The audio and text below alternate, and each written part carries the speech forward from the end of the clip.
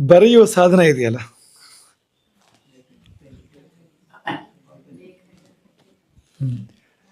ಕೂಡಲೇ ಬರುವಂಥದ್ದು ಪೆನ್ ಅಂತ ಶಬ್ದ. ಅದಕ್ಕೆ ಬರೆಯೋದು ಅಂದರೆ ಬೇರೆ ಶಬ್ದ ನೆನಪಾಗೋದಿಲ್ಲ, ಪೆನ್ ಅಂತಲೇ ನೆನಪಾಗೋದು. ಅದು ಈ ಕೃತ್ರಿಮ ಬುದ್ಧಿಮತ್ತೆ ಕೂಡ ಪೆನ್ ಶಬ್ದಕ್ಕೆ ಕನ್ನಡ ಅನ್ನೋದು ಕೂಡ ಒಂದು ಪೆನ್ನು ಅಂತ ಕೊಡ್ತದೆ. ಮತ್ತು ಅದು ಹೇಳ್ತದೆ, ಅದನ್ನೇ ಬಳಸ್ತಾ ಇದ್ದಾರೆ ಎಲ್ಲರೂ ಕೂಡ, ಬೇರೆ ಶಬ್ದ ಇಲ್ಲ ಅಂತ. ಆ ಕೃತ್ರಿಮ ಬುದ್ಧಿಮತ್ತೆ, ಆಂಗ್ಲರ AI, ಅದು ಹೇಳೋದು ಕೂಡ ಹೀಗೆ ಅಂತ. ಅಷ್ಟರ ಮಟ್ಟಿಗೆ ನಾವು ಆಂಗ್ಲ ಶರಣರಾಗಿದ್ದೇವೆ.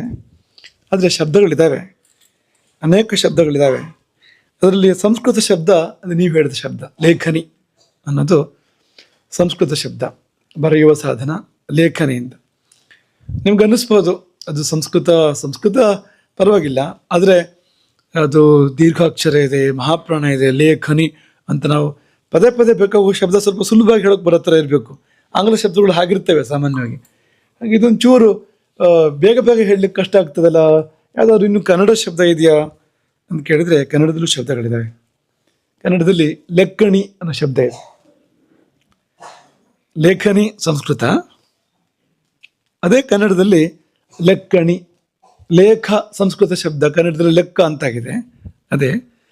ಹಾಗೆ ಲೇಖನಿ ಶಬ್ದವೇ ಕನ್ನಡಕ್ಕೆ ಬಂದು ಲೆಕ್ಕಣಿ ಎನ್ನುವ ರೂಪವನ್ನು ಪಡ್ಕೊಂಡಿದೆ. ಕೋಶಗಳಲ್ಲಿ ಲೆಕ್ಕಣಿ ಅನ್ನೋ ಶಬ್ದ ಇದೆ. ಹಾಗೆ ಲೆಕ್ಕಣಿಕೆ ಅನ್ನೋ ಶಬ್ದವು ಕೂಡ ಇದೆ. ಲೆಕ್ಕಣಿಕೆ ಇದು ಕನ್ನಡ ಶಬ್ದವೇ.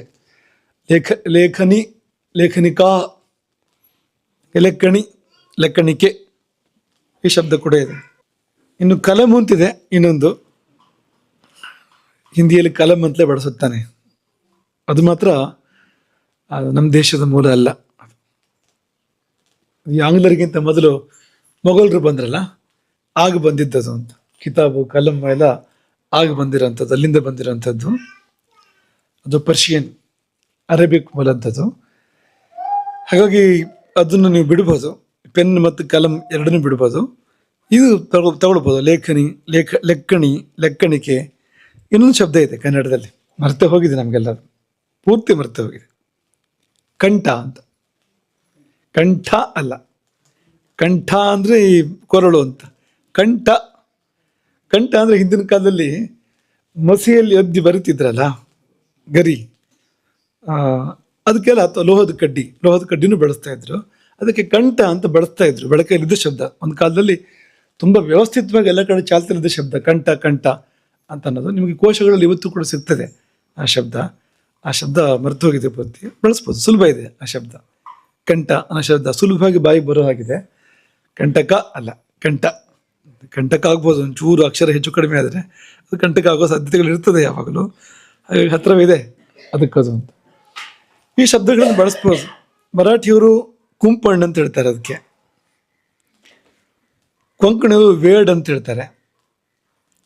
ಹೀಗೆ ಬೇರೆ ಬೇರೆ ಭಾಷೆಗಳಲ್ಲಿ ಬೇರೆ ಬೇರೆ ಶಬ್ದಗಳಿದೆ. ಆದರೆ ಸ್ವತಂತ್ರ ಶಬ್ದಗಳು ಕಡಿಮೆ ಇದೆ. ಪ್ರಾಚೀನ ಸಾಹಿತ್ಯದಲ್ಲಿ ತುಂಬ ಇದೆ, ಎಲ್ಲ ಭಾಷೆಗಳಲ್ಲೂ ಇರುವಂಥದ್ದು. ಯಾಕೆಂದರೆ ಅದು ಹಿಂದಿಂದ ಇದ್ದಂಥ ಒಂದು ಸಾಧನ, ಹೊಸ ಸಾಧನ ಅಲ್ಲ ಅದೇನು.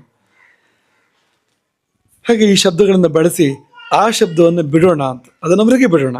ಅವರು ಆ ಭಾಷೆಯಲ್ಲೇ ಮಾತಾಡ್ಕೊಳ್ಳಿ, ಆ ಶಬ್ದನ ಬಳಸ್ಕೊಳ್ಳಿ. ನಾವು ನಮ್ಮ ಶಬ್ದಗಳನ್ನ ಬಳಸೋಣ. ಕೊನೆ ಪಕ್ಷ ಕನ್ನಡ ಮಾತಾಡೋ ಹೊತ್ತಲ್ಲ ಆದರೂ ಕೂಡ ನಾವು ಪೆನ್ ಅಂತ ಹೇಳೋದು ಬಿಟ್ಟು ಕಂಠ ಅಂತ ಬಳಸೋಣ, ಅಥವಾ ಲೆಕ್ಕಣಿಕೆ, ಲೆಕ್ಕಣಿ, ಲೇಖನಿ ಈ ಶಬ್ದಗಳನ್ನು ಬಳಸೋಣ ಎಂಬುದಾಗಿ ನಾವು ಅಪೇಕ್ಷೆ ಪಡುವಂಥದ್ದು.